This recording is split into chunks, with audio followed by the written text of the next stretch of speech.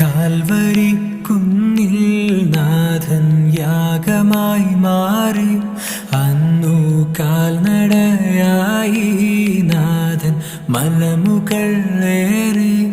അന്നു ജീവനേകുവാനായെന്തു പാടുപെട്ടു നീ. അന്നു ജീവനേകുവാനായെന്തു പാടുപെട്ടു നീ. എൻ്റെ ജീവനാ